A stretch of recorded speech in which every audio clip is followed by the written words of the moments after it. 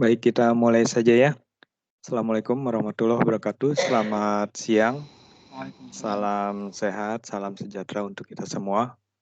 Mudah-mudahan yang hadir di kelas kita hari ini semuanya sehat ya, sehingga bisa mengikuti perkuliahan dengan baik dan seterusnya sampai akhir semester nanti. Oke, kita berada di kuliah instrumentasi dan sensor biomedis. Kuliah ini khusus untuk mahasiswa S2 fisika medis ya. Kebetulan yang mengampu, yang dipercaya adalah saya dengan Pak Sastra. Karena ini berdua, maka terus kami sepakat bahwa perkuliahannya nanti dibagi dua. Saya dulu di awal sampai UTS, kemudian sisanya Pak Sastra. Lalu sebenarnya pengennya sih kuliahnya tatap muka gitu ya. Pengennya sih begitu. Tapi melihat kondisi yang terus tidak membaik gitu ya, maka ditunda dulu deh tatap mukanya. Nanti kalau seandainya kondisinya membaik, saya senang sekali kalau seandainya kita bisa datang di kampus, berada di kelas, lalu bertemu langsung, gitu ya.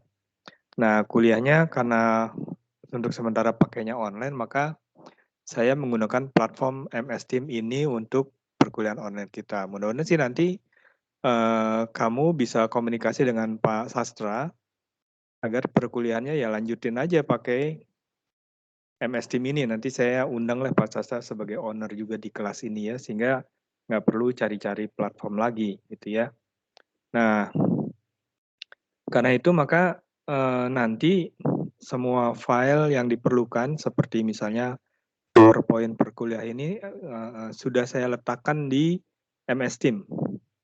Ya, sudah saya letakkan di MS Team, ada di file, nanti bisa dicari, teman-teman bisa cari PPT dan material kuliah gitu ya, ada PowerPoint-nya, ada bukunya. Kemudian nanti ujiannya juga lewat MS Team ini. Jadi biasanya saya berikan assignment, itu bisa berupa PR, bisa berupa kuis, bisa berupa UAS ataupun UTS yang akan difasilitasi oleh MS Team. Ya, lewat situ semua. Jadi aliran datanya menyerahkan tugas, saya berikan soalnya lewat MS Team semua. Jadi harapan saya semua yang kuliah ini sudah join dengan kelas MS Team ini gitu ya. Makanya tadi pagi Mas Iqbal udah hubungi saya. Saya sebenarnya udah tulis di Mas, tapi Mas Iqbal hubungin, ya udah sekalian aja saya sudah berikan linknya, dan sampai hari ini sudah ada 21 yang bergabung. Saya sih berharap tadinya, saya bilang Mas Iqbal, saya kasih tadi pagi, mudah-mudahan semua mahasiswanya sudah bergabung sebelum kuliahnya mulai gitu ya. Tapi masih ada nih 1, 2, saya masih ngecek lagi nih. Ternyata baru ada yang mau bergabung gitu. Sangat disayangkan ya, mestinya dari tadi. Oke, nggak apa-apa. Sebagai informasi saja, kuliah kita hari ini saya rekam ya. Jadi kalau nanti, dan seterusnya akan direkam. Jadi kalau nanti butuh untuk dilihat lagi, ada yang harus diperhatikan lebih dalam lagi, silakan saja dilihat rekamannya. Baik, sampai di sini dulu. Ada yang ingin ditanyakan sebelum saya mulai kuliahnya? Belum ada, Pak. Baik, terima kasih ya. Kalau gitu saya lanjutkan ya.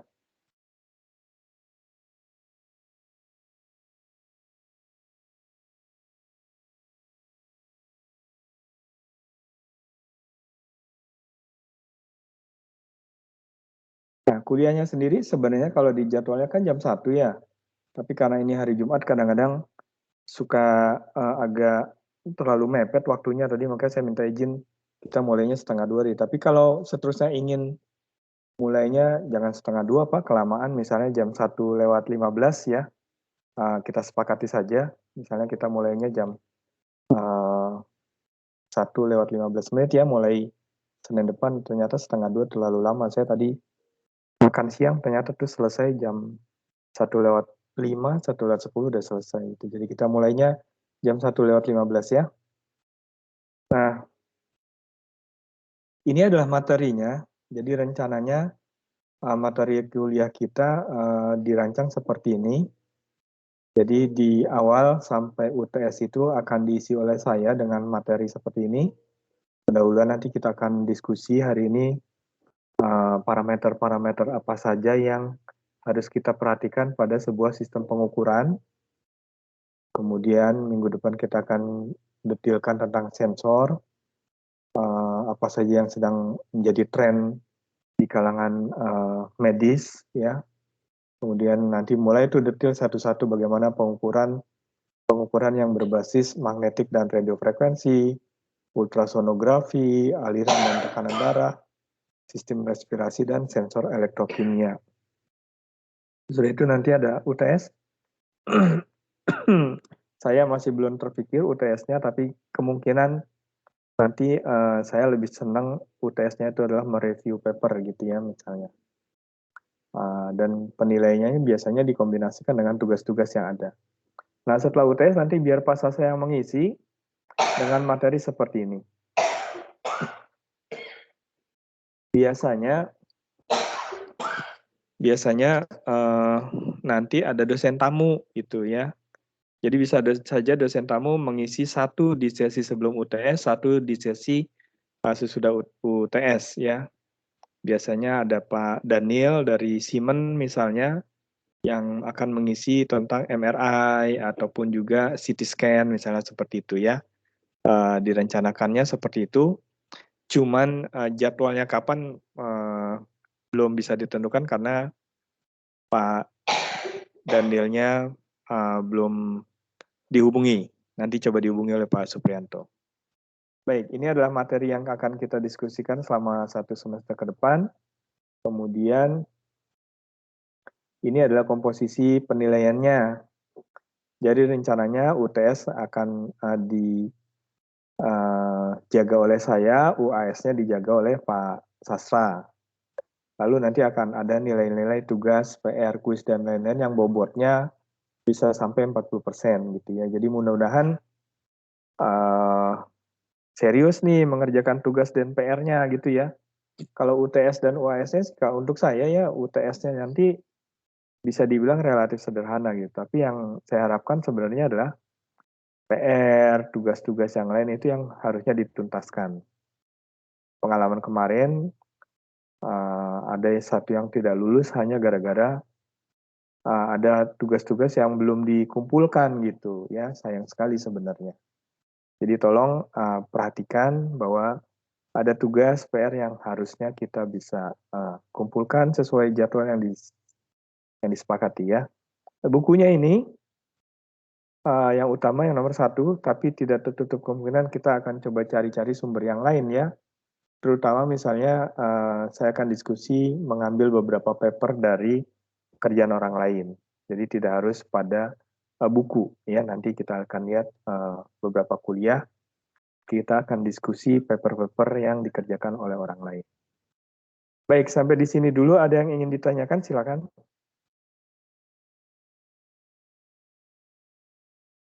Tidak ada? Oke, kalau tidak ada saya lanjutkan ya.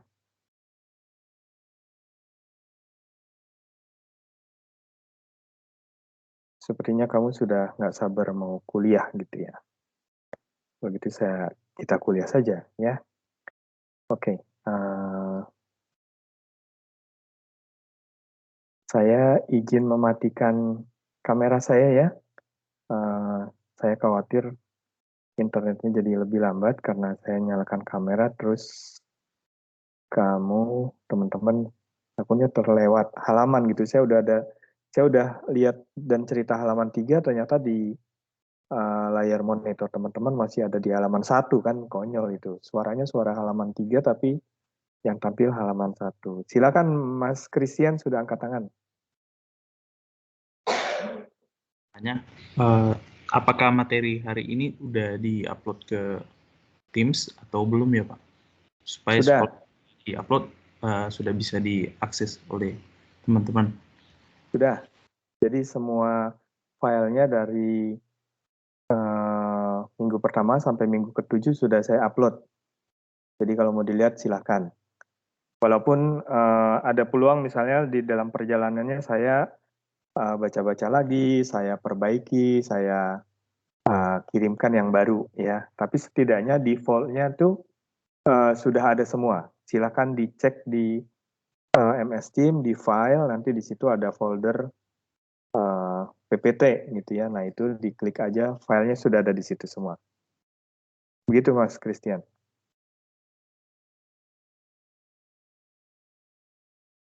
Sebanyak Pak. Ya, mangga. Baik, ada lagi yang mau ditanyakan? Silakan.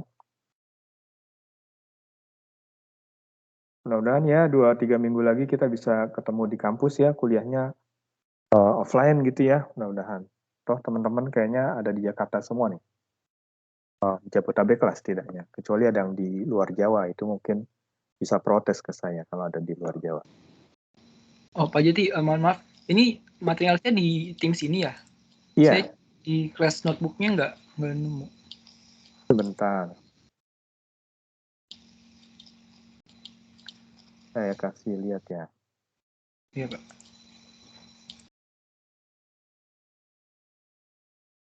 Mudah-mudahan screen-nya sudah kelihatan ya. Ini kemudian di file.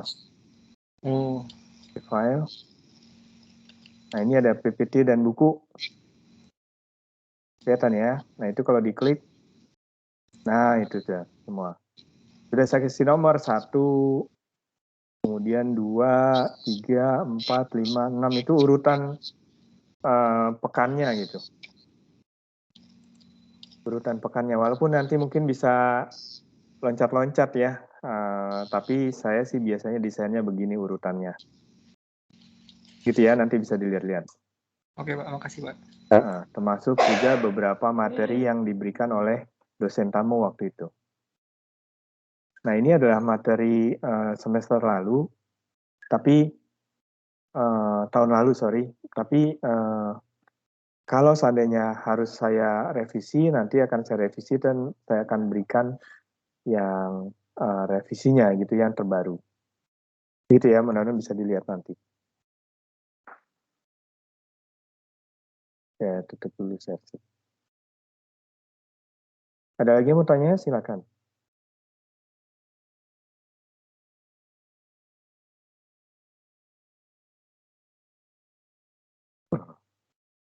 Tidak ada? Baik, kalau tidak ada, kita mulai saja kuliahnya ya. Saya izin mematikan kamera saya agar mudah-mudahan internet teman-teman semua bisa lebih enteng.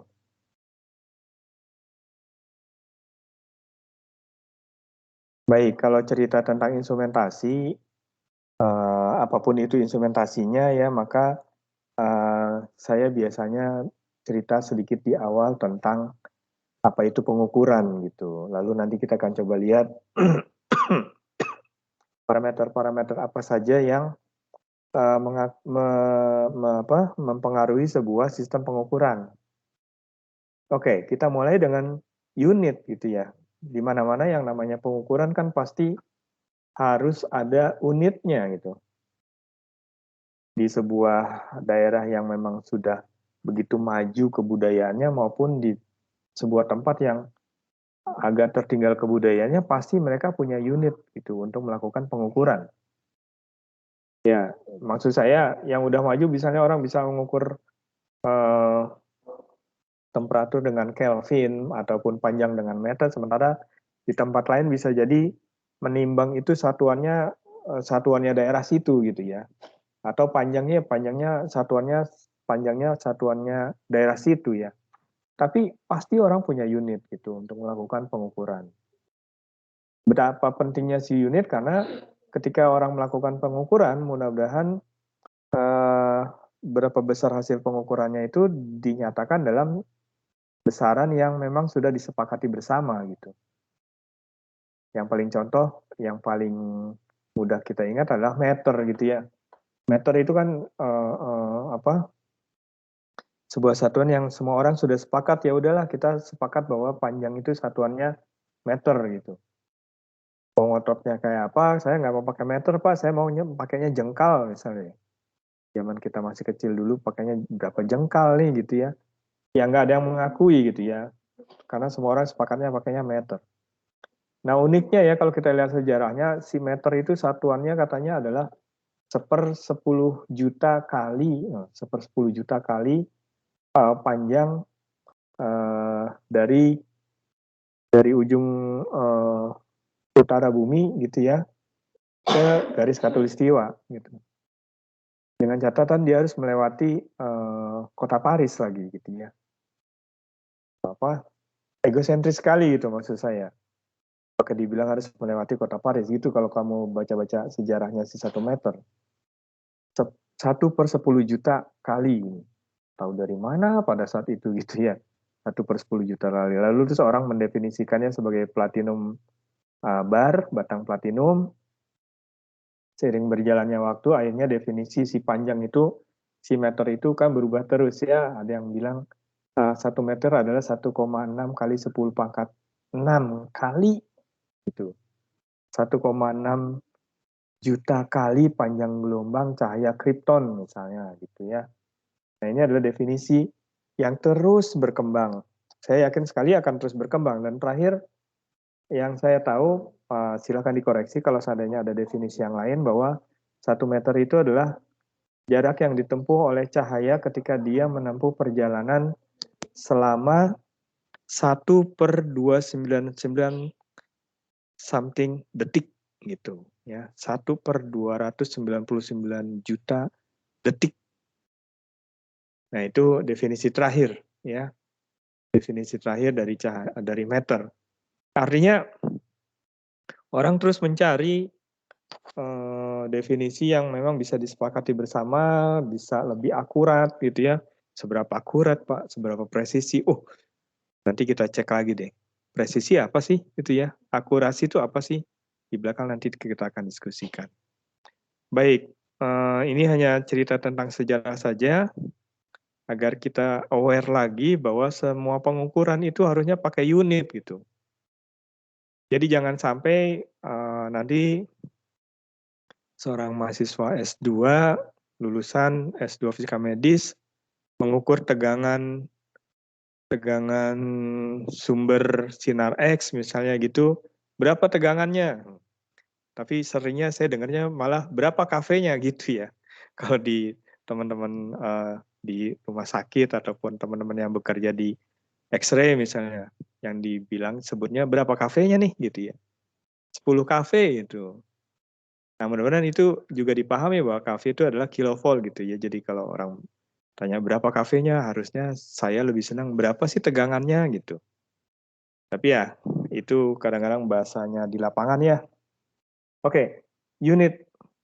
Itu yang saya coba garis bawahi di halaman ini, bahwa semua pengukuran harusnya punya unit. Tapi Pak, kadang-kadang saya kalau lagi baca paper, ada tuh Pak, yang tidak disebutkan unitnya gitu ya. Coba deh baca-baca paper ya, ada kadang-kadang disebutnya di situ arbitrary unit ya, AU gitu ditulisnya. A.U. Pernah nggak baca-baca paper, ada kurva, terus sumbu Permisi Pak, X, ya. mohon maaf, ada teman-teman yang mau masuk katanya udah request tapi nggak bisa masuk ke kelas. Itulah Mas, itu yang tadi saya bilang, saya, aduh nih mahasiswa S2, masa sih begini sih gitu. Kan udah dikasih taunya dari tadi. Jadi silakan gabung sebelum kuliah mulai gitu maksud saya. Ya udahlah, saya sudah izinkan Mas, silakan. Mudah-mudahan tidak begitu lagi ya. Makasih Pak. Ya,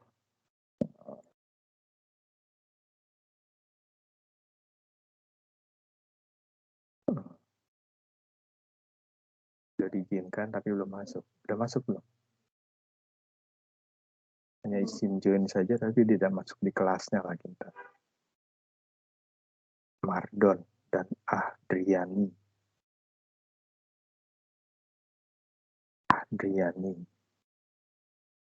Mardon, Cica juga tadi terlambat. Tuh, udah diizinkan masuk tapi tidak masuk. Terus mengapa tadi interupsi minta diizinkan masuk? Gitu. sudah diizinkan masuk ternyata tidak masuk gitu ya. Gitu ya Mas ya. Jadi maksud saya kan teman-teman ini mahasiswa S2 fisika nih, S2 loh gitu. Jadi mudah-mudahan lebih apa ya, nggak tahu udah lebih apalah gitu. Jadi harapan saya di kelas-kelas yang lain nggak begitu gitu ya. Jadi silakan join sebelum kuliah mulai gitu. Joinnya sebelum kuliah mulai, jadi tidak mengganggu kuliah yang sedang berjalan gitu loh. Sudah lebih dari 10 menit baru join gitu. Harusnya kan dari tadi pagi dikabarinya. Begitu ya Mas Adriani, Mbak Cika, dan yang lain deh pokoknya gitu ya. Ketika nanti kuliah dengan yang lain, mudah-mudahan bisa join di di kelasnya sebelum kuliah mulai gitu ya. Oke, saya jadi terinterupsi nih. Tadi sampai mana ya? Saya lanjutkan ya. Oke, ini adalah beberapa unit yang jadi standar gitu. Beberapa yang jadi unit standar, besaran-besaran utamanya gitu ya, nanti dibaca deh. Panjang itu meter, massa itu kilogram, dan seterusnya ya. Ada besaran-besaran ini, tapi juga kadang-kadang kita ketemu besaran-besaran turunannya gitu. Besaran-besaran turunannya yang seringkali dipakai. Ya ini simbolnya, besaran turunannya saya skip saja barangkali ini. Saya yang paling cuma akan kasih tahu ada sudut yang namanya steradian ya gitu ya. Selain radian, sudut biasa, ternyata ada namanya sudut steradian. Steradian itu seperti ini loh, sudutnya si corong, ya corong. Kalau kita punya corong es krim misalnya, itu kan ada yang corongnya melebar, ada yang corongnya tuh lancip. Nah itu sudutnya si corong tadi dinyatakannya dalam steradian. Beda dengan radian gitu ya. Itu tambahan saja. Nah, ini nih yang saya maksud. Jadi ada besaran-besaran yang turunan gitu. Ada besaran-besaran yang turunan yang juga sering kita pakai besaran turunan itu. Besaran turunan itu awalnya memang berasal dari besaran-besaran pokok yang tadi. Di contoh ini saya ingin tampilkan 3 besaran menarik ya yang barangkali juga teman-teman sering pakai nih di medis ya. Ada yang namanya magnetic flux density, dan magnetic field strength. Yang satuannya ternyata beda-beda gitu. Ada Weber, ada Tesla, ada ampere meter. Bahkan barangkali teman-teman sering lihat satuannya Gauss gitu ya, atau malah Oersted gitu. Terus bedanya apa ya Pak ya gitu ya? Bedanya apa gitu ya antara si Weber, Tesla, ampere per meter, terus kemudian juga ada Gauss, ada Oersted gitu ya. Nah itu coba deh nanti ditelusuri. Sebenarnya perbedaan antara satuan-satuan tadi itu di mana dipakainya. Saya nggak tahu di medis pakainya apa. Apakah di peralatan instrumentasi medis yang ada di rumah sakit itu, ketika misalnya kita bekerja dengan MRI gitu, medan magnet yang kita berikan itu satuannya dinyatakan dalam Tesla kah? Atau dalam Gauss kah? Gitu ya. Oersted kayaknya enggak ya, kecil sekali. Kalau Oersted nanti angkanya jadi ribuan. Seringnya mungkin Tesla gitu. Tapi kan jadi pertanyaan, sebenarnya apa bedanya ketika saya pakai Tesla dengan saya pakai Weber misalnya? Atau ketika saya pakai Tesla dengan pakai Gauss? Yang ternyata itu penggunanya beda-beda gitu. Jadi nanti coba dicari tahu ya, sebenarnya perbedaan dari ketiga ini sebagai contoh gitu ya, apa sih sehingga sampai segitu dibutuhkannya perbedaan satuannya, gitu ya. Baik, sampai di sini ada yang mau tanya, silakan. Udah mau mulai ya? Udah mau mulai. Oke. Tidak ada? Pak, saya izin ya. nanya Boleh tentu. Silakan. tentang arbitrary unit tadi. Itu Oh iya. kalau nggak salah penjelasannya. Itu aja, Pak. Baik. Ya, menarik tuh arbitrary unit ya. Jadi terkadang dalam sebuah pengukuran, terutama ketika kita sedang menulis paper nih. Ya, menulis paper, kita tidak tahu pasti besaran yang kita ukur ini sebenarnya besaran yang absolut atau bukan gitu. Misalnya yang paling gampang, tekanan gitu ya. Saya ukur tekanan, tapi tekanan yang saya ukur ini beneran tekanan absolut atau tekanan relatif sih gitu. Tekanan di ruang ini adalah 1,2 atmosfer misalnya. 1,2 atmosfer beneran tekanannya adalah 1,2 atmosfer atau 1,2 atmosfer itu dibandingkan dengan tekanan permukaan air laut, gampangnya gitu, ya. Itu yang sederhana seperti itu. Nggak tahu ya saya itu berapa ya? Atau kadang-kadang misalnya begini, saya ingin mengukur besaran yang saya nggak tahu persisnya besaran itu seperti apa. Terutama misalnya teman-teman yang membangun sebuah sistem pengukuran ya, teman-teman dari instrumentasi nih misalnya. Saya ingin membangun sebuah sistem pengukuran yang mendeteksi misalnya magnetisasi sebuah material. Magnetisasi kan ada satuannya sendiri itu, ya. Tapi saya nggak tahu besaran magnetisasinya. Yang saya dapat adalah ketika saya rubah-rubah medan magnet, ternyata magnetisasinya berubah-ubah. Besarannya berapa? Nggak tahu. Cuma dinyatakan dalam misalnya intensitas cahayanya berubah aja misalnya gitu. Nah, pada saat itu saya boleh menuliskannya dalam arbitrary unit tadi. Apalagi kalau pengukuran yang kita lakukan itu sifatnya hanya membandingkan gitu. Membandingkan, saya variasikan temperatur, maka nanti medan magnetnya berubah-ubah misalnya gitu. Maka boleh saja saya pakainya arbitrary unit. Atau biasanya ketika kita bicara arbitrary unit itu ketika kita melakukan yang namanya normalisasi pengukurannya gitu ya.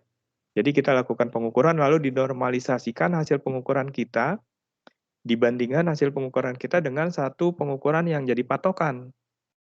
Misalnya ada pengukuran yang maksimum yang kita peroleh. Nah, semuanya dikomparasi dengan si maksimum tadi. Nah, terus itu kan kita sebutnya normalisasi gitu, ya. Atau saya punya pengukuran yang nilainya 0,2 sampai 0,95. Susah angkanya ya 0,2 sampai 0,95. Ya udah. Saya bilang bahwa ketika dia 0,95 itu adalah 1, ketika 0,2 itu adalah 0 misalnya. Nah, itu normalisasi tuh.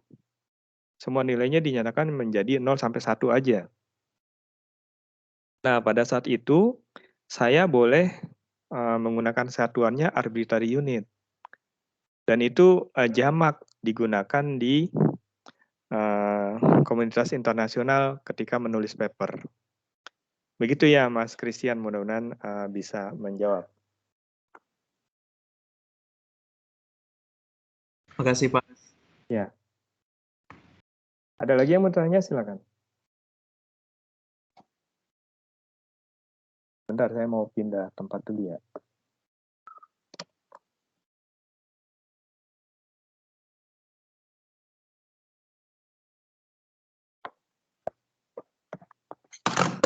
Maaf. Maaf.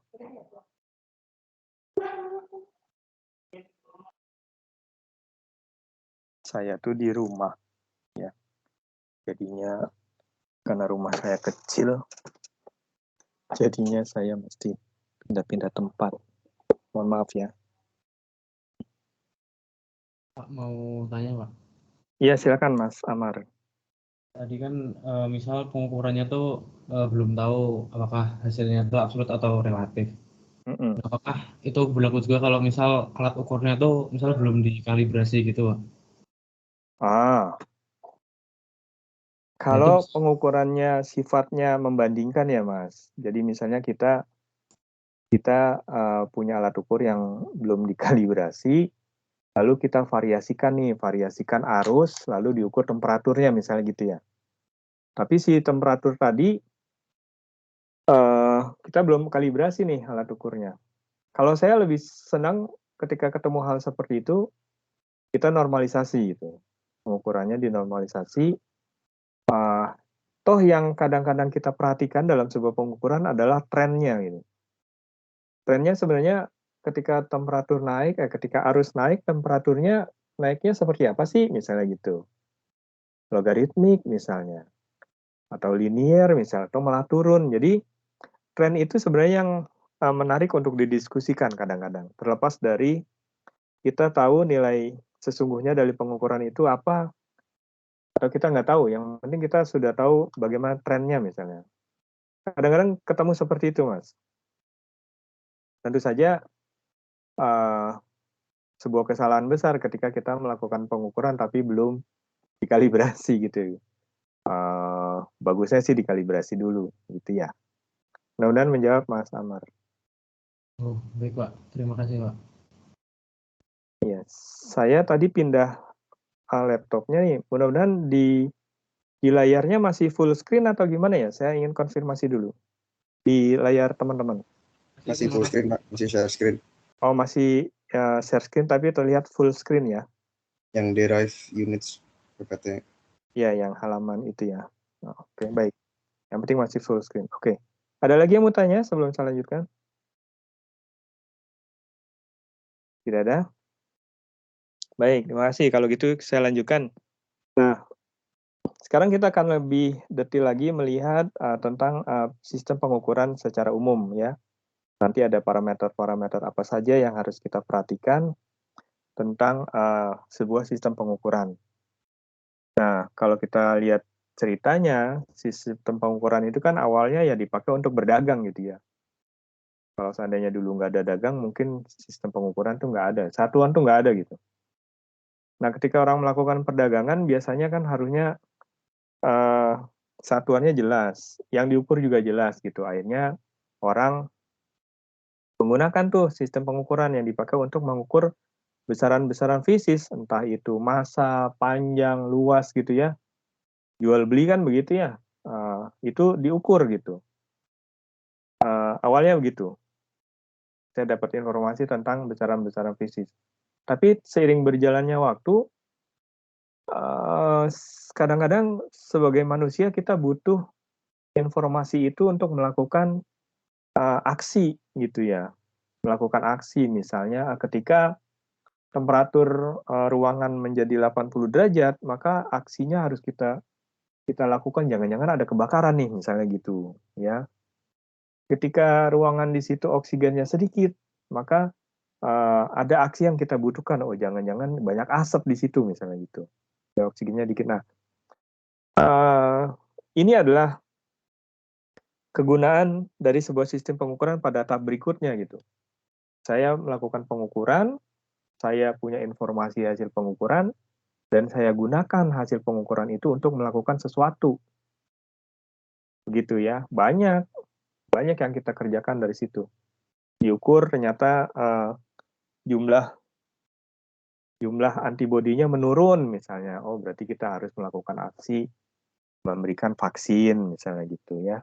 Banyak hal gitu ya, banyak hal ketika kita melakukan pengukuran lalu kita butuh hasil pengukuran itu untuk melakukan aksi.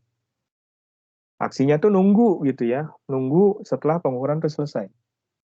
Nah, berjalannya waktu lebih maju lagi, manusia ingin aksi tadi dilakukan secara otomatis. Aksi tadi dilakukan secara otomatis. Lakukan pengukuran, hasil pengukurannya diolah, lalu sistem yang kita bangun bisa melakukan aksi secara otomatis tanpa harus kita yang mengerjakan. Contohnya seperti ini nih gambarnya gitu ya. Ini adalah contoh sederhana sebuah sistem pengukuran yang dikombinasikan untuk menentukan kondisi sebuah ruangan. Temperatur misalnya. Ini adalah ruangan yang ingin dikondisikan temperaturnya. Ini adalah pengkondisinya ya, bisa dia pemanas, bisa dia pendingin. Pengukurannya ini dia nih, gitu. Ini adalah sistem pengukurannya. Nah, secara keseluruhan ini adalah kontrol sistemnya. Closed loop. Kenapa disebut closed loop? Karena ini membentuk loop tertutup ini. Bentuk loop tertutup. Jadi kalau boleh diceritakan bagaimana bekerjanya, awalnya saya punya set point gitu. Apa saja nih terserah deh dalam hal ini karena kita bicara tentang temperatur ruangan. Saya punya set point agar ruangan di tempat saya memiliki temperatur 25 derajat Celcius misalnya gitu. Itu adalah set point-nya. Set point-nya lalu di sini ada satu bagian yang namanya komparator. Komparator itu gunanya adalah membandingkan set point yang saya inginkan tadi, di 25 derajat tadi, dibandingkan dengan ini. Apa ini Pak? Gitu ya. Dibandingkan dengan ini. Ini adalah hasil pengukuran ruangan real saat itu. Ini ya. Oh, dia dapatnya dari sini gitu. Ruangan saat itu temperaturnya berapa? Kalau ruangan saat itu 28 derajat, maka selisih keduanya 25 dengan 28 ada gitu ya. Dibandingkan tuh set point-nya 25, temperaturnya ternyata 28, maka si komparator dapat info, oh ada selisihnya yang kemudian kita sebutnya sinyal error. Selisih antara set point dengan sesungguhnya. Nah, sinyal error ini sebenarnya akan diolah oleh sistem.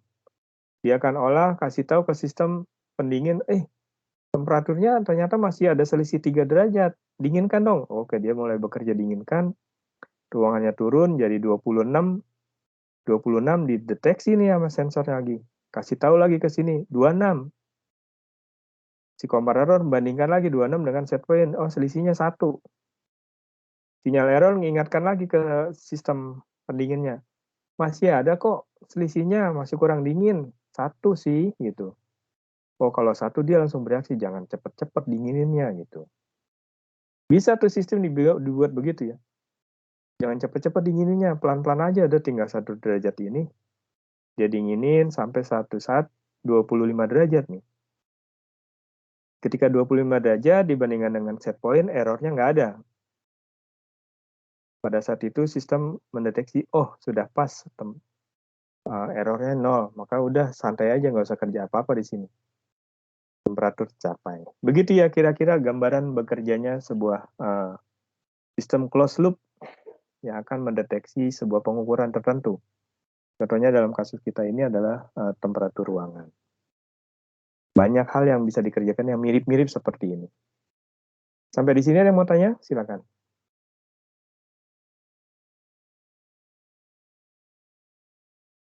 Tidak ada ya? Kalau tidak ada, saya lanjutkan. Nah,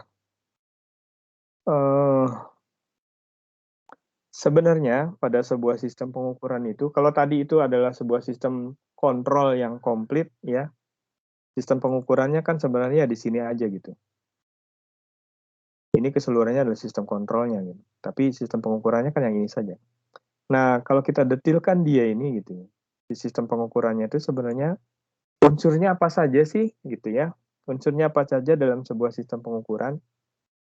Urutannya seperti ini kalau bisa digambar. Tentu saja bisa bertambah komponennya, bisa juga ada sebagian komponen yang hilang gitu. Tapi secara umum bisa digambarkan seperti ini. Yang pertama, kita harus punya measuran gitu. Measuran adalah besaran yang akan kita ukur. Variabel yang akan kita ukur, terserah itu bisa berupa temperatur, tekanan, warna, itu bau, jumlah molekul, besarnya arus listrik, macam-macam gitu ya. Measuran, besaran yang harus kita deteksi. Kemudian kita kenal alat mendeteksinya, yang kita sebut sensor gitu. Ya, ketika misalnya ada daging busuk misalnya gitu ya, daging busuk kan mengandung NH3 misalnya amoniak, maka saya punya detektor yang akan berubah warna ketika amoniaknya membesar misalnya. Kalau amoniaknya membesar, saya berubah warna dari hijau menjadi ungu misalnya, maka saya bisa tahu amoniaknya membesar. Dengan kata lain saya bisa katakan, oh dagingnya busuk tuh gitu ya, tidak segar lagi. Oh kalau gitu saya punya sensor yang mendeteksi segar tidaknya daging, misalnya gitu ya, sederhana itu. Di sensor itu tugasnya itu gitu. Jadi mendeteksi perubahan fisisnya gitu. Mendeteksi perubahan fisiknya kadang-kadang dari satu besaran ke besaran lain, tidak harus dari satu besaran fisis ke besaran listrik, tidak harus. Ya contohnya tadi gitu ya, NH3 bertambah banyak, maka sensor saya hanya berubah warna misalnya. Nah, ketika sudah berubah warna kan saya mesti olah tuh warna tadi. Nah, untuk itu saya butuh elemen yang bisa mengkonversi perubahan tadi menjadi besaran listrik, karena saya ingin olah seterusnya gitu. Si warna dari hijau menjadi ungu saya tangkap pakai misalnya kamera. Dari situ saya bisa olah bahwa warna hijau menunjukkan baik-baik saja NH3-nya, warna ungu misalnya menunjukkan NH3 yang berlebih. Terus kita bisa pakai metode misalnya namanya lookup table, misalnya gitu ya. Lookup table itu seperti saya punya table. Saya punya table, kemudian tabel itu berisi 2 kolom misalnya gitu ya. 2 kolom, 1 kolom berisi tentang informasi warna, dari hijau sampai ungu misalnya, kolom berikutnya berisi tentang kandungan NH3 misalnya gitu. Hijau NH3-nya sekian, hijau agak tua NH3-nya sekian, hijau tua sekian, lalu biru tua sekian, sampai ungu. Nah itu namanya istilahnya lookup table. Tinggal dibandingkan saja ketika warnanya biru tua, maka kandungan NH3-nya sesuainya berapa misalnya. Nah itu di sini gitu ya, dikonversi. Besaran yang tadi bervariasi tadi akibat dari measuran yang berubah, dideteksi oleh sensor, nah besaran itu kemudian kita rubah lagi menjadi besaran listrik. Sudah itu diolah nih oleh sinyal processing, bisa difilter, bisa dikuatkan, gitu ya, bisa dipilah-pilah dengan berbasis Fourier transform misalnya. Ini gunanya sinyal processing. Bisa dirubah dari analog menjadi digital dan lain-lain. Kemudian sesudah jadi, biasanya dikirim itu sinyal tadi. Karena kan seringnya dari tempat pengukuran ke tempat monitoring tuh berbeda ya, lokasinya gitu ya. Berbeda lokasinya itu tidak harus beda kamar, beda gedung, beda pulau, tidak harus. Beda meja aja sudah beda lokasi kan gitu ya. Nah itu maka saya butuh transmisi untuk memindahkan sinyal tadi. Sudah ditransmisikan, baru biasanya kemudian sinyalnya direkam, disimpan misalnya gitu ya, dan ditampilkan dalam sebuah besaran yang mudah dibaca di output. Nah itu kira-kira skemanya sebuah sistem pengukuran secara umum. Tentu saja bisa banyak tambahan lagi, bisa juga dikurangi bagian-bagian yang mungkin dianggap tidak perlu. Sampai di sini ada yang ingin ditanyakan, silakan.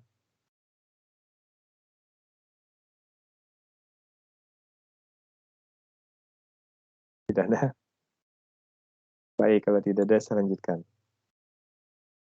Sebentar saya cek lagi apakah masih ada lagi yang pending request. Gitu. Tidak ada ya, berarti tidak komplit. Oke, kalau tidak ada, saya lanjutkan. Nah, jenis-jenisnya nih. Ya, jenis-jenisnya sebuah sistem pengukuran katanya juga bisa dibedakan berdasarkan dia aktif atau pasif, katanya gitu tuh. Ini aktif atau pasif nih gitu ya. Kalau pasif itu mudahnya, kalau pasif saya tidak butuh power supply dalam hal ini. Sementara kalau aktif saya butuh power supply. Gampangnya gitu. Sederhananya begitu ya. Ini contohnya nih. Ini adalah sebuah sistem pengukuran misalnya level cairan misalnya gitu. Jadi saya punya piston, di sini ada fluida yang nanti kalau cairannya naik, pistonnya akan terdorong ke atas, ada pegas yang menjaga dia, terus di sini ada jarumnya nih gitu. Ini ada jarumnya, dipasangi engsel di sini, ini naik kan gitu ya. Ini naik, ini jarumnya turun. Dipasangi skala deh, gitu ya. Pasangin skala, lalu kita bisa baca berapa ketinggian level ini.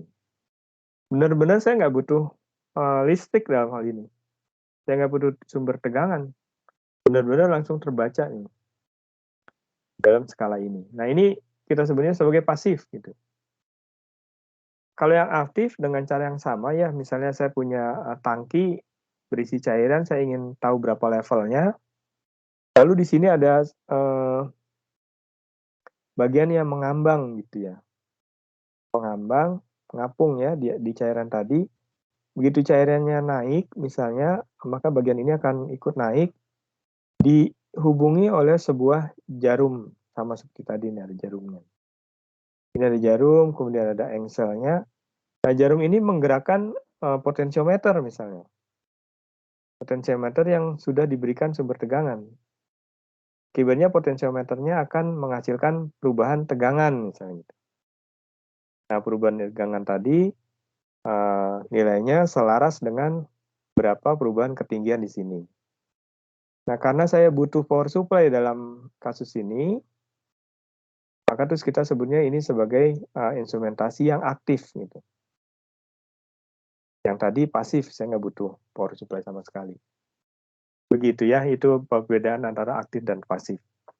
Nah, menariknya adalah pertanyaannya begini sekarang. Resolusinya yang mana yang lebih bagus ya? Yang aktif atau yang pasif gitu?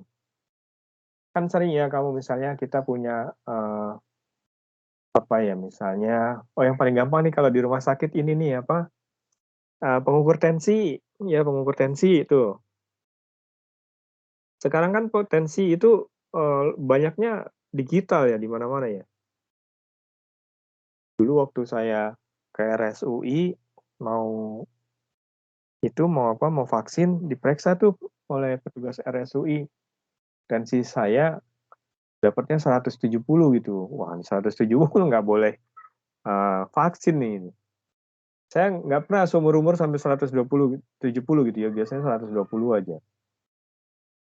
Terus kata Mbak susternya bilang, nggak apa-apa sih Pak, yang lainnya juga segitu katanya gitu.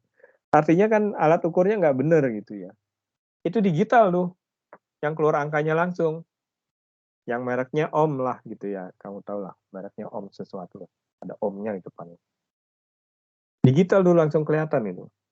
Sementara kalau kita ingat mungkin 5 tahun yang lalu ya, atau 10 tahun yang lalu, saya kalau ke dokter diperiksa tekanan darahnya tuh beneran pakai stetoskop itu loh, yang stetoskop dipasang di tangan, terus tangan kita diikat oleh kain, terus dipompa gitu.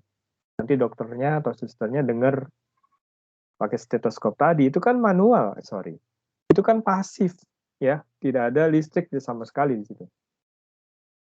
Dan katanya itu lebih bagus daripada yang merek Ohm tadi gitu, yang pakai baterai tadi.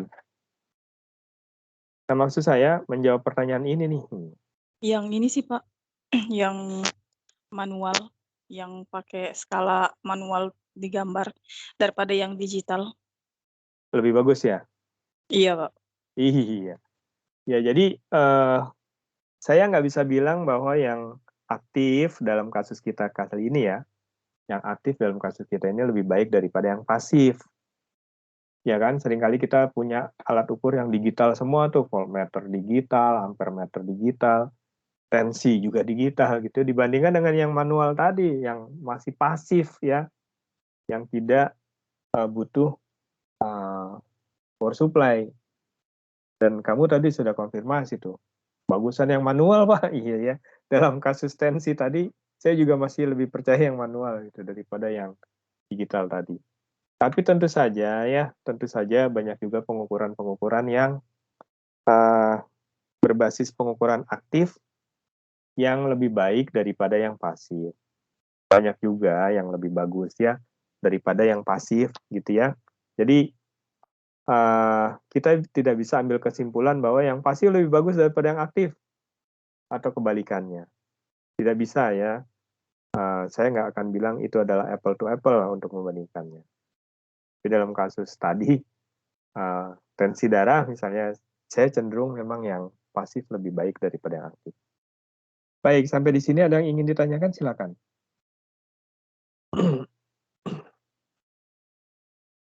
Tidak ada? Kalau tidak ada, saya lanjutkan ya.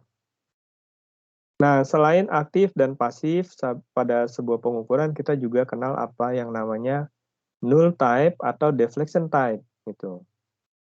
Kalau deflection type itu yang tadi, yang barusan. Ini nih deflection nih, yang halaman 10 ya. Ketika jarumnya naik turun, kan terdefleksi tuh. Nah, itu bilangnya deflection type. Defleksinya itu tergantung berapa besar levelnya kan begitu. Begitu pula yang potensio. Sama aja lah, terdefleksi gitu. Nah, itu deflection type. Tapi kita kenal juga yang namanya null type gitu. Null type itu kalau kita kaitkan lagi dengan si level tadi, saya punya ini nih gitu ya, punya cairan, saya pasangi piston, kemudian dia kan naik turun tuh. Ketika dia berusaha untuk naik, maka sistem menjaga agar ini tetap ada di sini pistonnya. Agar tetap ada di sini. Caranya gimana? Ya tambahkan beban gitu. Tambahkan beban sehingga dia tetap ada di sini. Nah, makanya terus kita sebutnya sebagai null type. Artinya tidak bergeser tuh si pistonnya di garis ini gitu. Nul, tetap nul gitu ya. Tidak ada deflectionnya. Tambahin ini. Oh, ketika levelnya turun, dia kan turun pistonnya ini dikurangi gitu. Kurangi agar dia jangan turun terus gitu ya. Nah, itu idenya sebuah null type. Tentu saja banyak hal yang terkait dengan null type yang lebih complicated, tapi idenya setidaknya kita dapat ya bahwa kondisi dijaga tetap berada di situ ketika measuran, ketika besaran yang kita ukur itu berubah-ubah. Kalau di sini tambahin beban gampangnya, tapi kan bisa aja kita berikan arus gitu ya. Kita tambahkan tegangan, kita tambahkan cahaya atau dikurangi misalnya begitu. Oke, mudah-mudahan bisa dibedakan antara null type dengan deflection type ya. Sampai di sini yang mau tanya silakan.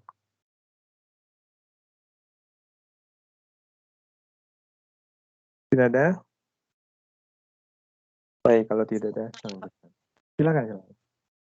Yang null type ini jadinya untuk mengeluarkan bacaannya dilihatnya dari mananya, Pak? Kan dia ditahan di situ, terus dikasih beban dari atas, terus cara dia menunjukkan bacaannya gimana, Pak? Betul, setuju sekali saya pertanyaannya ya. Nah, terus kita taunya dari mana, Pak? Gitu ya, bahwa ternyata di sini ada perubahan level gitu ya, Mbak Ahdiani ya. Taunya ada perubahan level dari mana? Kan ini konstan nih, posisinya ada di sini. Sama kembali lagi ke tadi bahwa kita punya istilahnya tadi tuh apa? Lookup table paling gampang ya. Tentu saja bisa macam-macam metodenya, bisa lookup table, kita bisa punya sebuah fungsi transfer, nanti kita akan diskusikan di pertemuan berikutnya ya. Lookup table, jadi misalnya gini, ketika saya tambahkan beban 10 gram, berarti itu bersesuaian dengan level yang bertambah 1 cm misalnya. Saya tambahkan 20 gram, itu bersesuaian dengan level yang naik menjadi 1,5 cm. Dan begitu seterusnya, ada tabelnya tuh misalnya. Jadi tinggal ketika saya tambahkan ini, saya bisa tahu oh ternyata tekanannya sesuai dengan tekanan itu gitu. Gitu Mbak. Jadi bisa pakai metode lookup table. Ini sederhananya ya, semuanya tentu saja tidak semanual itu bisa kita kerjakan secara otomatis. Misalnya dalam bentuk persamaan, fungsi transfer. Saya punya fungsi transfer yang menunjukkan hubungan antara beban dengan level gitu. Sumbu Y-nya adalah level, sumbu X-nya adalah beban misalnya. Lalu saya punya persamaannya. Nah, persamaan itu nanti yang akan kita pakai dalam sistem kita untuk menentukan, oh kalau seandainya bebannya sekian, sebenarnya bersesuaian dengan level berapa nih. Masukin aja persamaannya. Misalnya Y sama dengan 2X plus 6 kan gitu. X-nya adalah bebannya gitu. Y-nya dapat langsung. Ketika bebannya 1 gram, Y sama dengan 2X, 2 kali 1 tambah 6, oh 8 cm misalnya itu. Dan begitu seterusnya, tinggal dimasukkan aja berapa X-nya, berapa beban yang kita berikan. Dalam kasus ini ya, contohnya ini kasus beban. Bisa jadi si pembuat nol itu adalah arus listrik yang kita berikan, tegangan yang kita berikan, cahaya yang harus kita beri, angin yang harus kita semburkan, dan lain-lain. Begitu Mbak, mudah-mudahan menjawab. Terima kasih Pak. Ya. Baik, kalau gitu, kalau tidak ada yang tanya lagi, saya lanjutkan. Ada lagi yang mau tanya, silakan.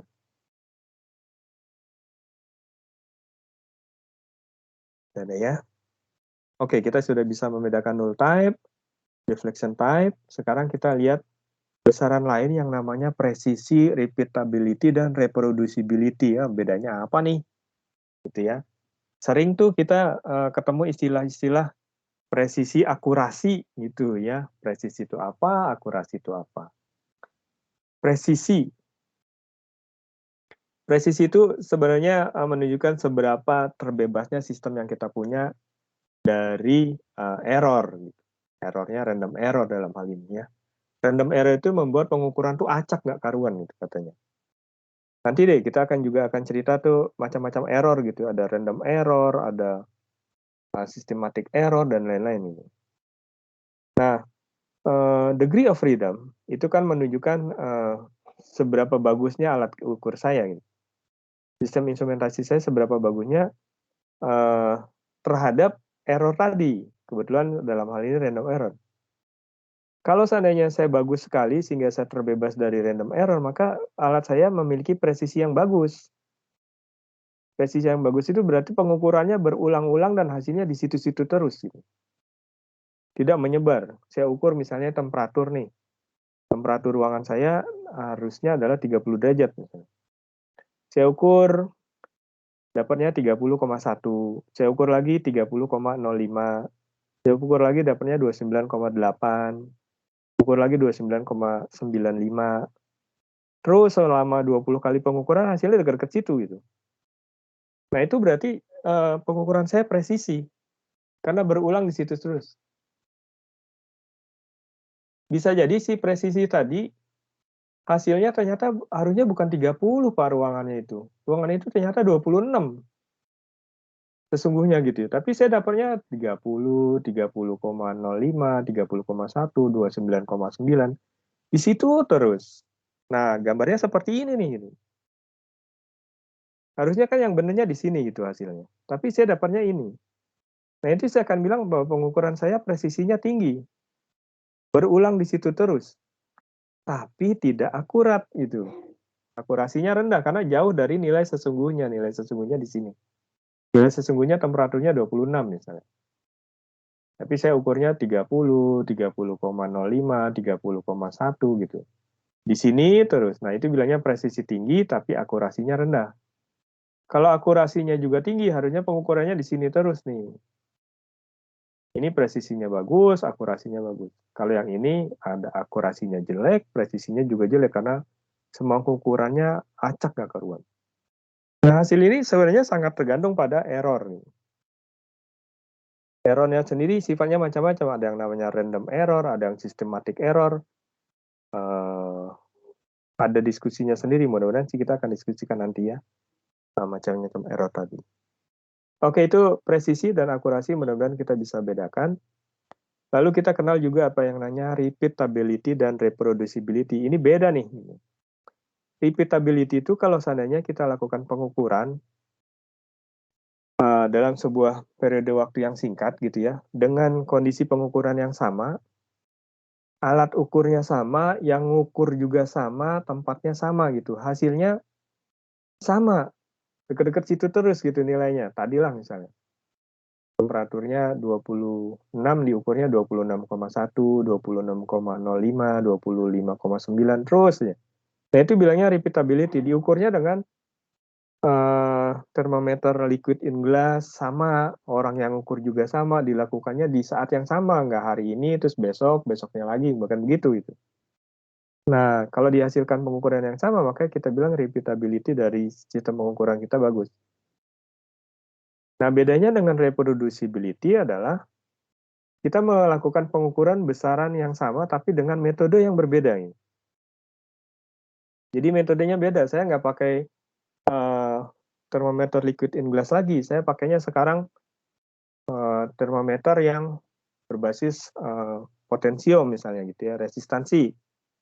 Kemudian dilakukannya oleh orang yang berbeda gitu. Alat ukurnya beda, ya, tempatnya juga beda, ruangannya bukan di tengah tapi di ujung sana misalnya. Dilakukannya di tempat yang beda ruangan maksud saya. Ujungnya aja beda gitu ya, satu di tengah, satu di pinggir misalnya. Kemudian waktunya juga beda, hari ini, besok sore, besok pagi dilanjutkan misalnya gitu. Nah itu kalau dihasilkan hasil yang sama maka kita bilang sistem pengukuran kamu reproducibility-nya bagus. Tentu saja lebih tangguh reproducibility daripada repeatability gitu. Ya, karena kamu lakukan dengan sistem berbeda, orang berbeda, metode berbeda, hasilnya kok sama. Hebat itu kalau gitu. Gitu ya, mudah-mudahan bisa dibedakan apa itu repeatability dan reproducibility. Saya izin sebentar ya, 2 menit sebentar saja. Sebentar ya, silakan. Sebentar ya.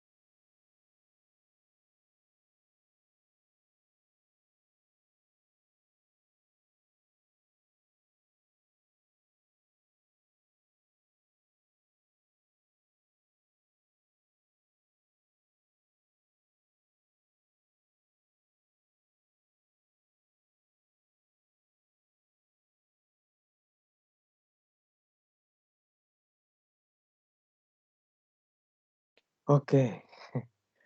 Silakan jika ada yang ingin ditanyakan.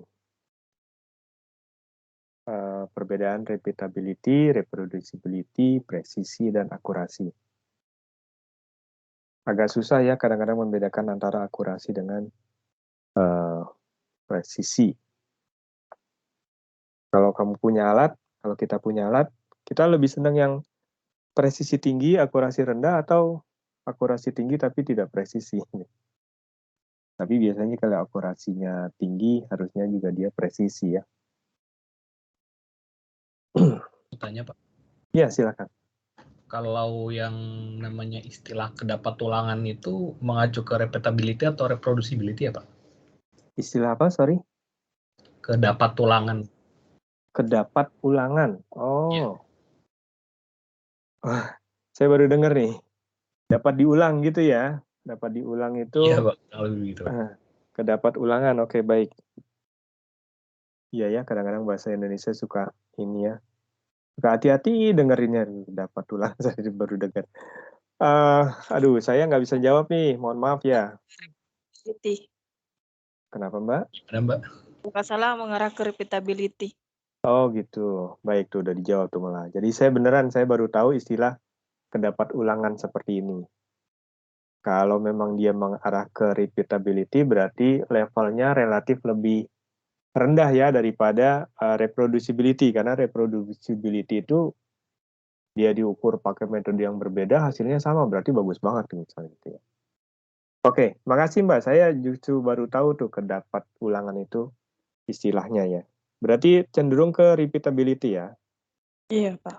Baik, mudah-mudahan menjawab. Kalau seandainya ada pendapat yang lain, silakan saja.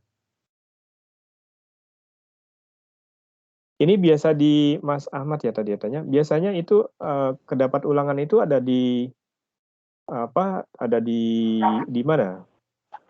Itu Pak di bagian uji kesesuaian pesawat Sinar X biasanya Pak. Ada istilah.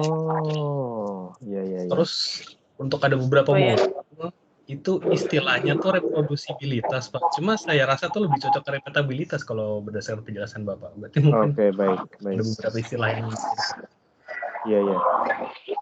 Kalau berdasarkan definisi ini ya, berdasarkan definisi.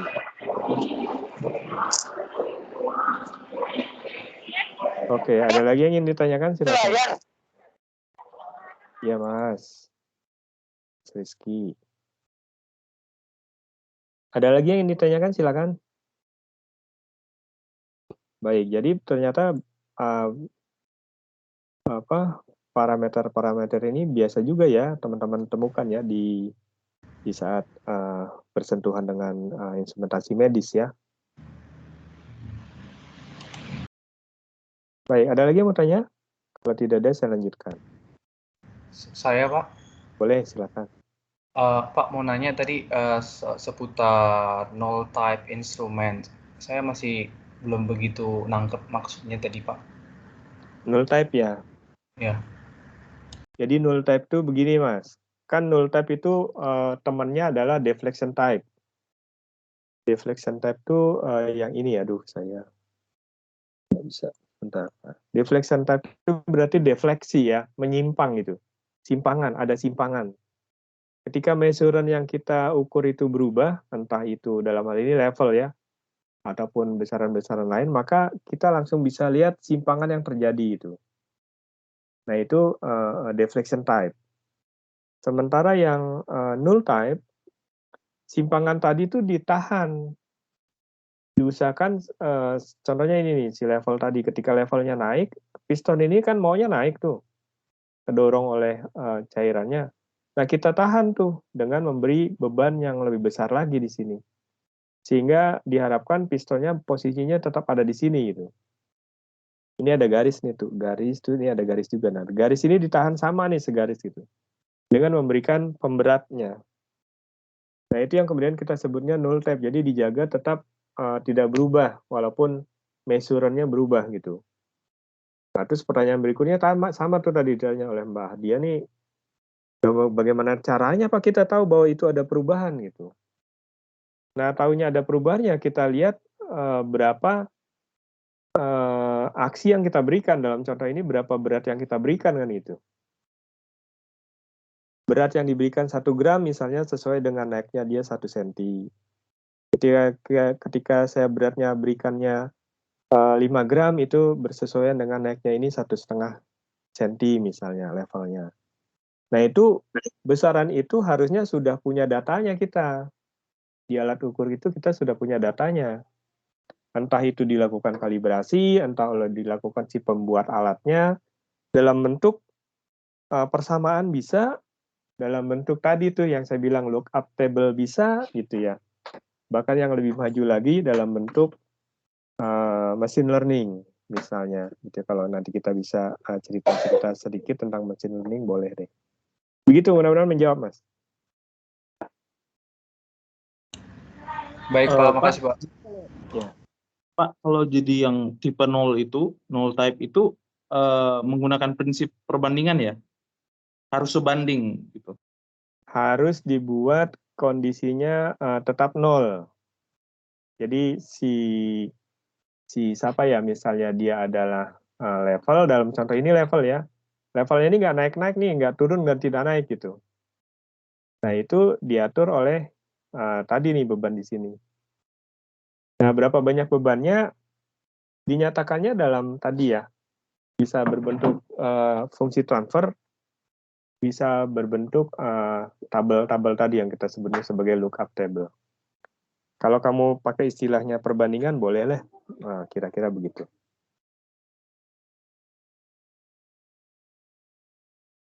Saudara menjawab ya. Ada lagi mau tanya? Silakan. Tidak ada? Kalau tidak ada, saya lanjutkan. Nah, setelah tahu presisi, akurasi, repeatability, reproducibility, sekarang kita kenal yang namanya sensitivity. Seberapa sensitifnya sistem pengukuran saya. Nah, ini adalah contohnya ya. Jadi si sensitivity itu didefinisikan sebagai perubahan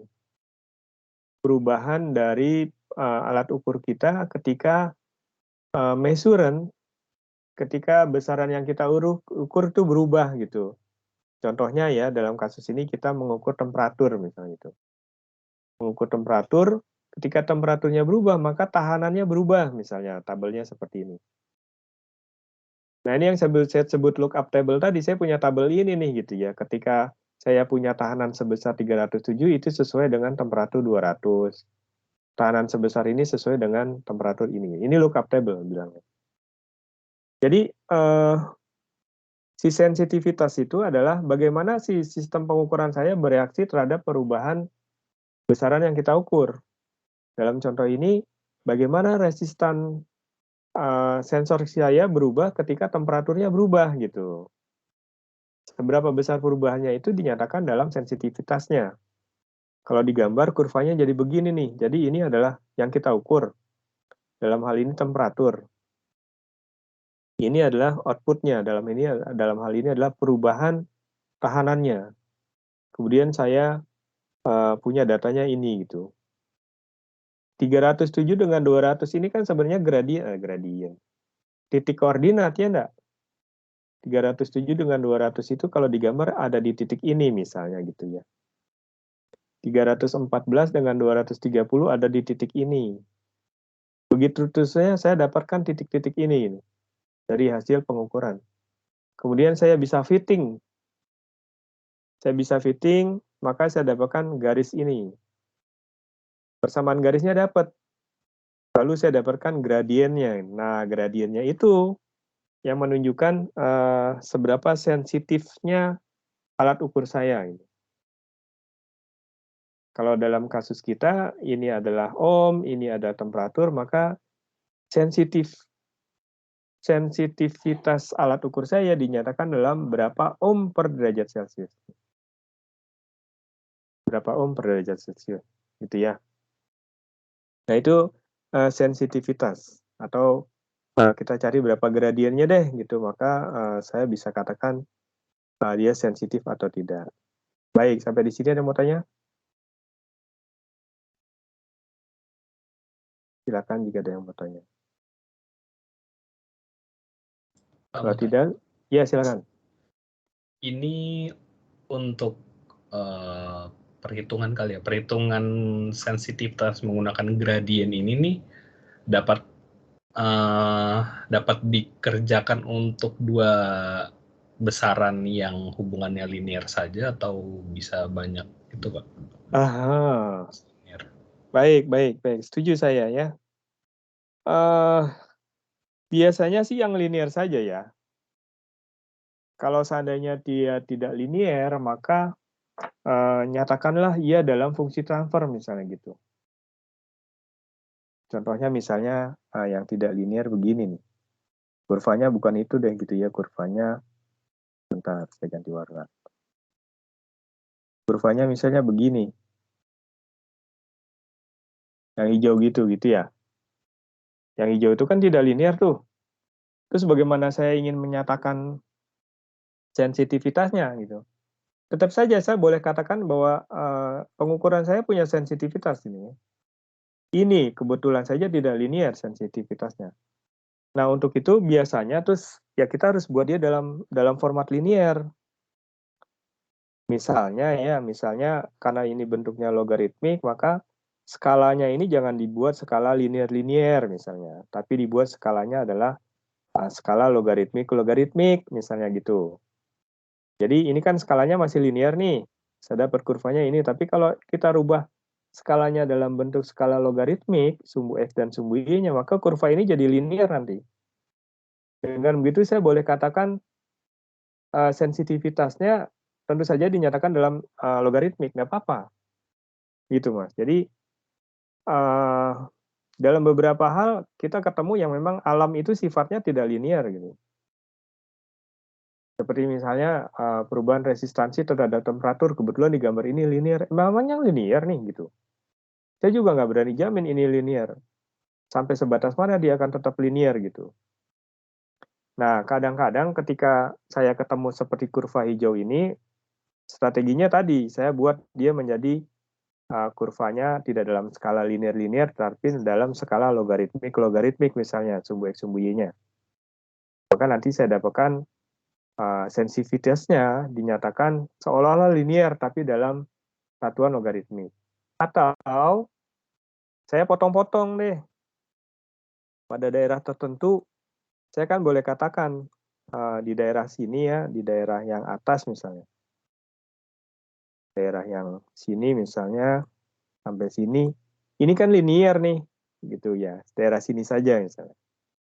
Nanti dipotong-potong tuh bisa, oh jadi dia akan si sistem pengukuran saya memiliki fungsi transfer persamaan linear dengan sensitivitas sekian pada daerah kerja ini sampai ini gitu. Daerah kerja ini sampai ininya seperti misalnya yang ada di gambar itu. Daerah kerjanya dari sini sampai sini, ini linear nih misalnya. Maka kalau kita bekerja di sini, boleh saja kita anggap dia sebagai sensitivitasnya linear. Begitu Mas, jadi setuju saya bahwa kita kadang-kadang ketemu juga yang tidak linear. Terus bagaimana strateginya mengatasi itu gitu ya. Bisa dinyatakan dalam logaritmik, bisa dinyatakan dalam tadi dibagi-bagi. Yang paling gampang kan tetap kita bisa fitting nih. Kalau di fitting terus tetap kita punya persamaan fittingnya. Dari situ kita bisa dapatkan sebenarnya outputnya akan seperti apa. Walaupun akhirnya si sensitivitasnya yang sebenarnya bagaimana dia terdefleksi terhadap perubahan measuran, kalau dia tidak linear, bentuknya seperti ini memang agak membingungkan, kecuali terus kita nyatakan dia dalam skala log-log, misalnya gitu ya, logaritmik. Mudah-mudahan menjawab, Mas. Ya, baik Pak, terima kasih. Baik. Ada lagi mau tanya? Kalau tidak, saya yang tanya nih. Kalau seandainya saya punya kurva yang merah seperti ini nih, kemudian saya punya kurva yang biru seperti ini, sama-sama linear gitu ya. Maka menurut teman-teman, yang sensitivitasnya lebih tinggi yang merah atau yang biru?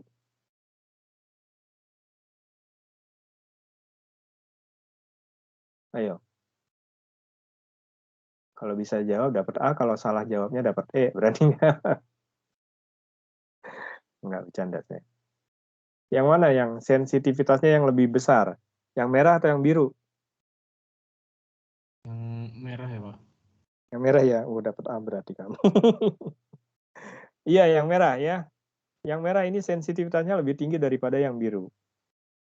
Kenapa Pak? Karena ya ini lihat aja berubahnya yang kita ukur sedikit, membacanya gitu, bacaannya gitu kalau tadi istilahnya teman-teman bilang bacaannya gitu ya. Bacaannya berubahnya banyak gitu. Maka dia akan bilang sensitivitasnya lebih tinggi. Terus yang mana yang lebih baik ya Pak kalau mau dipakai ya? Saya kan nggak bilang ini lebih baik ya, yang merah lebih baik daripada yang biru. Saya cuma bilang yang merah sensitivitasnya lebih baik daripada yang biru. Pada pemakaian sehari-hari tidak harus yang sensitivitasnya lebih tinggi itu lebih baik ya. Tergantung penggunaannya tentu saja. Gitu ya.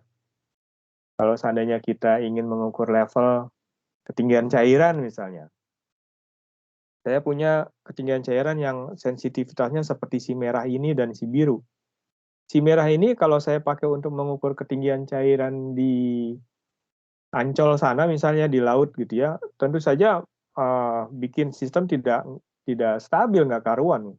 Sebenarnya berubah-ubah terus gitu. Karena terlalu sensitif ya, ombaknya naik turun dia selalu bilang naik turun naik turun. Maka pada saat itu saya sebenarnya butuhnya yang biru saja. Tapi kalau saya ingin mengukur ketinggian level oli pada mesin oli rem pada mobil saya misalnya, kan saya perubahannya dikit tuh, maka saya butuh yang merah daripada yang biru gitu. Jadi tergantung kebutuhannya, kapan kita harus pakai yang merah, kapan kita harus pakai yang biru. Bukan berarti yang merah lebih bagus daripada yang biru, saya tidak katakan gitu. Baik, sampai di sini yang mau tanya sebelum saya lanjutkan. Tidak ada ya? Sensitivitas sudah, sekarang kita lihat sebenarnya si sensitivitas saya itu terganggu oleh siapa gitu. Ada istilah yang namanya zero drift. Mungkin teman-teman sering nih ngalamin nih yang zero drift. Zero drift itu adalah bias gitu. Jadi saya ketika ngukur, ini nih zero drift itu yang ini. Jadi ini adalah pengukuran yang benar. Pengukuran yang benar. Nah, zero drift itu terjadi ketika saya melakukan pengukuran hasilnya seperti ini. Jadi biasanya misalnya yang paling gampang gini deh, timbangan nih. Ukur timbangan itu kan ketika kita belum naik harusnya 0 gitu. Jadi ketika saya timbang 20 ya beneran 20 gitu. 30 ya 30 gitu. 42 ya 42 gitu. Tapi kalau sebelum naik dia sudah di angka 5 gitu. Sebelum naik dia sudah di angka 5 kan berarti ini nih. Ada ini ya enggak? Maka itu disebutnya sebagai zero drift. Sebelum naik dia udah 5 gitu. Begitu 20 kg naik jadi 25 terbacanya. Jadi di sini padahal harusnya ini 20 jadi 25. Begitu 30 harusnya 30 jadi 35 gitu. 42 jadi 47 gitu. Begitu seterusnya akhirnya saya punya kurva ini. Dan ini yang kemudian kita sebutnya sebagai zero drift. Biasanya itu penyebabnya adalah kondisi lingkungan. Misalnya saya punya alat ukur yang saya letakkannya di ruang yang terkondisi. Nah, kadang-kadang nih kalau di teman-teman di medis ya, ruangannya kan khusus ya. Ruangan terkondisi itu temperaturnya harus sekian, tekanannya sekian gitu.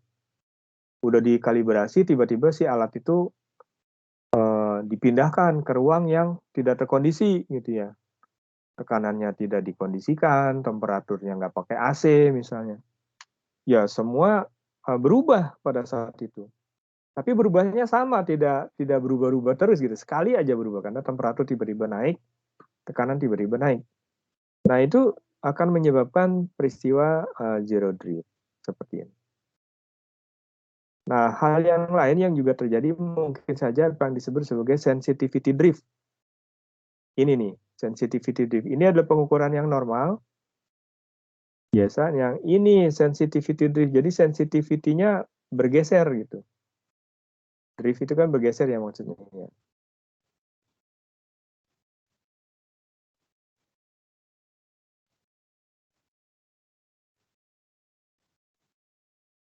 Bergeser tuh bacanya 21. Oh, 20 di sini bacanya 21. Ketika saya 30, bacanya bukan 31 tapi 34, makin jauh nyimpangnya gitu. Saya 50 bacanya jadi 62 gitu, makin jauh nyimpangnya tuh. Ketika pengukuran terjadi. Nah, itu juga biasanya disebabkan oleh error ya, penyebabnya bisa karena memang sudah tua alatnya, harus dikalibrasi, bisa lingkungan dan lain. Nah, ada zero drift, ada sensitivity drift, ada gabungan dari keduanya. Ini dia. Baik, sampai di sini ada yang mau tanya? Saya, Pak. Bangga. Ini kan kalau misalnya ini kan solusinya gimana tuh Pak? Kalau kasusnya kayak gini, mungkin kalau untuk zero drift masih bisa dibuat bahwa oke, itu ada pergeserannya kan pasti. Jadi kita ya bisa dibilang bahwa sebenarnya sih sensitivitasnya ya di situ-situ aja kan. Iya. Cuma bedanya kalau misalnya yang sensitivity drift ini sama yang combine-nya itu kayak udah nggak ada solusi nggak sih Pak? Soalnya Pad-nya juga nggak kelihatan, mau ke arah mana, terus selisihnya jauh banget. Terus nanti tuh kalau misalnya masih mau diterusin pakai alatnya itu gimana, Pak? Betul. Jadi kalau yang zero drift itu relatif lebih mudah solusinya sebenarnya ya. Toh kita tahu dia gesernya sebesar itu gitu. Biasnya tuh udah kelihatan gitu. Selisih ini kan kemudian kita sebutnya biasnya gitu ya. Ini nih. Dan itu konstan gitu sepanjang pengukuran kita. Jadi nggak masalah. Bukan nggak masalah sih. Ya masalah, tapi masalahnya tidak sebesar itu gitu ya. Artinya masih bisa ditolerir lah. Yang bermasalah memang kalau seandainya si sensitivity drift atau kombinasi keduanya lah. Kombinasi keduanya juga sebenarnya kan problemnya yang utama disebabkan oleh si sensitivity drift gitu. Kalau dia begitu bagaimana solusinya Pak? Yang paling gampang ya saya akan jawab kalibrasi. Gak ada cara lain gitu ya. Memang harus dikalibrasi. Hal ini kan terjadi karena bisa jadi sistem pengukuran kita memang sudah berumur gitu ya. Timbangan misalnya. Prinsipnya pakai pegas gitu. Pegasnya kan makin lama makin kendur misalnya. Sehingga ketika si bebannya berubah ternyata si pegasnya sudah tidak linear lagi. Linear tapi maksudnya bergeser gitu ya sensitivitasnya. Kalibrasi deh gitu ya. Kalibrasi bisa diatur kekerasan pegasnya, bisa diganti pegasnya dan lain-lain. Jadi kalau ditanya bagaimana solusinya ya kalibrasi mau nggak mau. Dan itu saya rasa memang saya nggak bilang sering terjadi di medis ya, tapi medis teman-teman di medis itu rajin melakukan kalibrasi karena itu penting sekali gitu ya. Teman-teman tahu bahwa bertambahnya usia sebuah alat pasti akan berkurangnya sensitivitasnya dia. Gitu. Sehingga saya butuh kalibrasi lagi. Gitu. Jadi kalau ditanya apa solusinya kalibrasi. Terus kalau mau dipakai terus, sepanjang memang dia belum perlu dikalibrasi, berarti dianggap masih baik-baik saja. Memang nggak ada salahnya sekali-sekali dites gitu. Sensitivitasnya masih sesuai dengan speknya nggak sih gitu ya. Jadi jawaban saya yang paling sederhana kalibrasi, Mbak. Ya tentu saja untuk semua peralatan ya, apapun alat yang kita hadapi, instrumen yang kita hadapi, ketika ketemu problem sensitivity drift, solusinya kalibrasi. Boleh dipakai terus nggak Pak? Ya, kalau mau aman harusnya ya dikalibrasi dulu, jangan dipakai terus. Begitu mudah-mudahan menjawab. Terima kasih Pak. Ya. Jadi bisa tuh diusulkan ke pimpinan di tempat kerja kita, kalibrasi dong, rutin gitu ya, setahun sekali, agar sensitivity drift-nya bisa dicek, atau jangan-jangan zero drift-nya juga dicek gitu. Menurut kuliahnya Pak Jati Pak, gitu, bisa aja gitu ya. Kamu usulkan aja. Baik, ini sekedar contoh nih.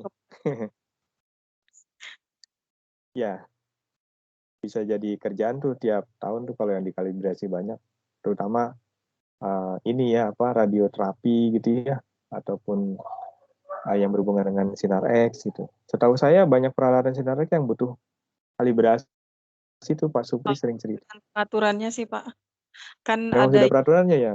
Ya, sudah ada yang peraturan kalibrasi, ada yang peraturan uji kesesuaian yang sama Pak Supri kan yang uji kesesuaian. Kalau untuk kalibrasi aturannya per tahun, kalau untuk uji kesesuaian bergantung pesawatnya. Oke, baik. Berarti sekarang lebih mantap lagi nih ya untuk melakukan uji kesesuaiannya kita bisa bermodalkan tadi tuh ya sensitivity drift, zero drift gitu kita bisa tambahkan ceritanya di situ. Mantap deh kalau gitu. Oke, ini ada satu contoh sederhana ya. Jadi saya punya timbangan gitu ya yang diukur pada 20 derajat Celcius. Defleksinya seperti tabel berikut. Jadi ketika 0 ya dia bacaannya 0. Bacaannya nih istilah teman-teman medis tuh senang banget ya disebutkan bacaannya gitu ya. Dari dulu tuh saya sering ketemu gitu. Bacaannya, kafenya gitu, ampernya gitu. Jadi ketika bebannya 0 kg bacaannya 0. kemudian ketika 1 kg terlihat defleksinya 20 mm, dan seterusnya seperti ini. Lalu saya rubah nih pengukurannya di 30 derajat Celcius. Ternyata saya dapatkan tabel seperti ini. Belum ada apa-apa sudah 5 mm ini. Kemudian ketika 1 kg jadi 27, ketika 2 jadi ini, dan 3 jadi ini. Pertanyaannya adalah bagaimana dengan zero drift, sensitivity drift, dan lain-lain. Yang pertama, pada 20 derajat Celcius, saya punya sensitivitasnya adalah 20 mm per kilogram, ya, setuju ya dengan ini. Tadi bisa aja dicek, buat aja kurvanya nih, gitu ya. Sumbu X-nya adalah kilogram, sumbu Y-nya adalah deflection. Kemiringannya dapat 20 mm per kilogram. Pada 30 derajat, sensitivitasnya adalah 22 mm per kilogram. Berapa zero drift-nya? Zero drift-nya tuh ini ya, nak. Ketika dia 0 langsung 5 gitu. Sehingga saya boleh katakan zero drift-nya adalah 5 mm. Bias-nya. Sensitivity drift-nya berapa? Sensitivity drift-nya itu dari 20 derajat ke 30 derajat adalah dari 20 mm per kilogram menjadi 22 mm per kilogram. Kemiringannya beda gitu, beda miringnya, ya, gradiennya beda. Berapa drift-nya? Ya 2, selisihnya ini aja gitu. Sehingga saya boleh katakan sensitivity drift-nya 2 mm per kilogram. Berapa zero drift per derajat Celciusnya? Ini kan naiknya dari 20 ke 30, berarti 10 derajat. Saya punya zero drift-nya 5. Sehingga berapa zero drift per derajat Celciusnya? Berarti 5 per 10 gitu. 5 ini per selisih ini 10 derajat. Jadi saya boleh katakan 5 per 10 derajat, sehingga bacanya 0,5 mm per derajat Celcius. Berapa sensitivity drift per derajat Celciusnya? Sensitivity drift-nya tadi adalah 2 mm per kilogram, sepanjang 10 derajat dari 20 menjadi 30, sehingga sensitivity drift per derajatnya adalah 2 per 10. 0,2 mm per kilogram derajat Celcius. Jadi itu contohnya bagaimana kita mencari sensitivity drift dan zero drift-nya. Ada yang mau tanya? Ini sepertinya halaman terakhir.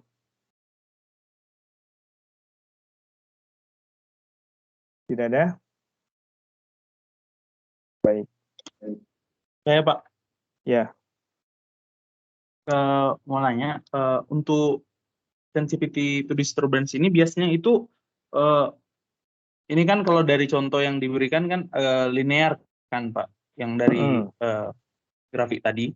Kalau untuk grafik yang tidak linear ada nggak? Gitu.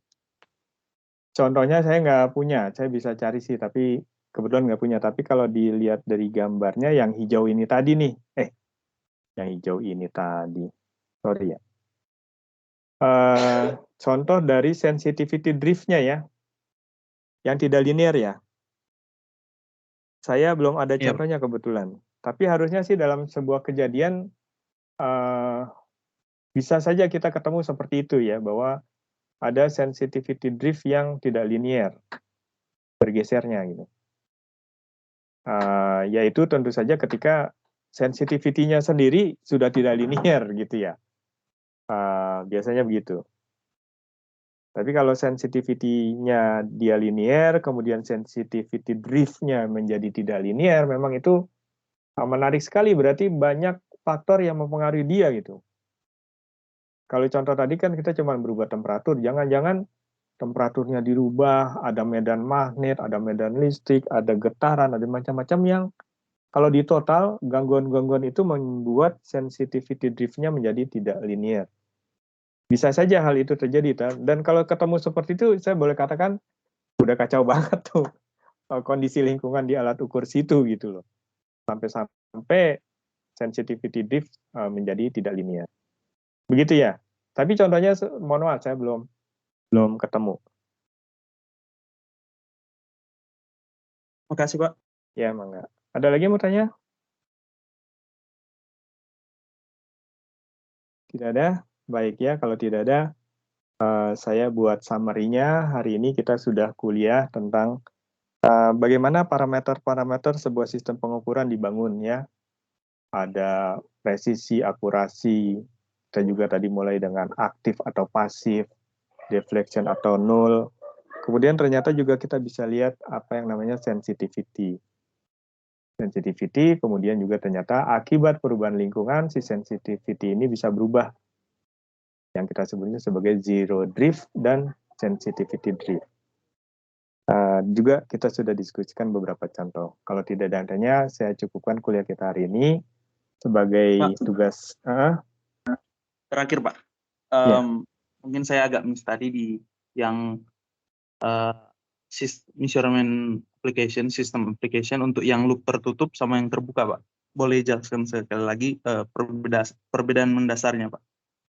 Kalau loop tertutup berarti sistem yang kita ukur itu diberikan ke umpan balik. Sehingga data itu dipakai oleh sistem untuk memperbaiki diri. Memperbaiki sesuatu yang kita kontrol.